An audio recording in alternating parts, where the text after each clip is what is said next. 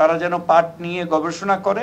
কাঁচা পাটের ব্যাপারে আমি মনে করি যে আপনারা যদি মন্ত্রণালয় থেকে অ্যাসোসিয়েশনের মাধ্যমে সিদ্ধান্ত দেন যে কাঁচা পাটের উপরে আমরা একটা ট্যারিফ ঠিক করে দিব। যেমন আমাদের পেঁয়াজ, ভারতে পেঁয়াজের দাম হলো 15 থেকে 20 টাকা, আর আমাদের জন্য পেঁয়াজের ট্যারিফ ঠিক করে দিছে $550, এর নিচে করা যাবে না।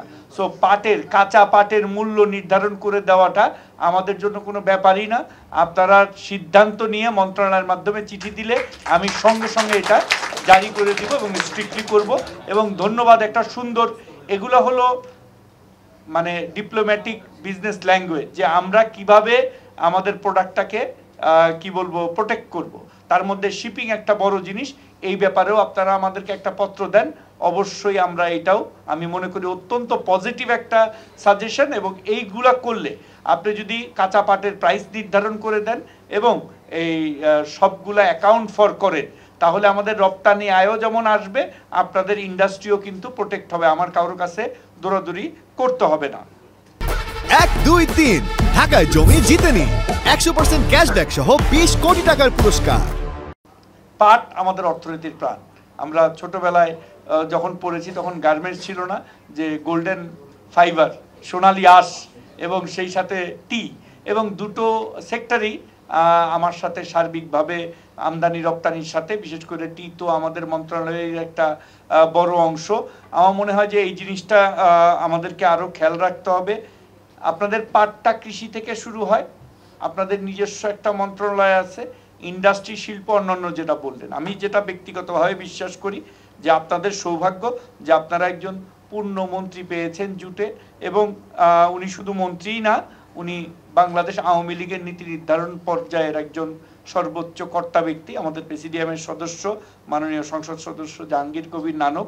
আমার মনে হয় যে আপনারা ওনার সাথে কাজ করলে আমরা ওনাদেরকে সহযোগিতা করব। আমি একজন কর্মী হিসাবে অবশ্যই চাবো যে আপনাদের পাট শিল্প আরও বড় ভূমিকা নিক।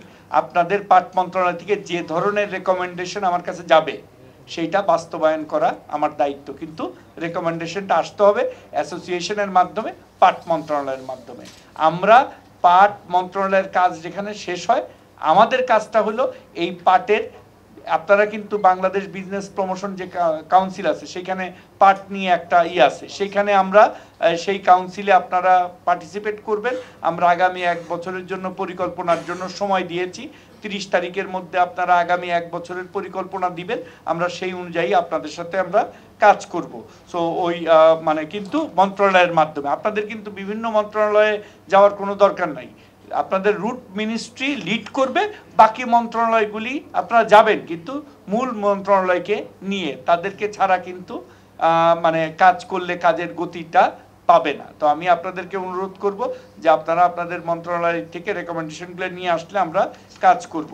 বঙ্গবন্ধু কৃষি বিশ্ববিদ্যালয় আছে, আপনারা অ্যাসোসিয়েশনের সাথে একটা পার্টনারশিপ করেন, আমরা বিজনেস প্রমোশন কাউন্সিল থেকে এটা প্রমোট করব, তারা যেন পাট নিয়ে গবেষণা করে এবং পাটের উৎপাদন কিভাবে, আমাদের একটা বড় জিনিস, আমি জানি না আপনারা হয়তো পাটের বড় ব্যবসায়ী, কিন্তু আমি কিন্তু একেবারে আমার জন্মের পর থেকে প্রান্তিক কৃষক যদি বলেন তা আমাকে বলতে পারেন। কারণটা হলো যে আমি প্রথম 50 টাকার নোট দেখছি পাট বিক্রি করে, তখন লাল 50 টাকার নোট ছিল, আমি বলতেছি অনেক আগের কথা, যারা সিনিয়র তারা করবেন, কারণ তখন কিন্তু আমাদের অর্থকরী ফসল বলতে পাট ছিল, এবং পাট উৎপাদন হলে পাটটা বিক্রি করেই আমরা সারা বছরের যে খরচার বড় বড় অংশটা, বিভিন্ন পার্মানেন্ট যারা কামলা তাদের বেতন দেওয়া, অন্যান্য জিনিস, এটা কিন্তু আমরা এই পাট বিক্রি করেই করতাম।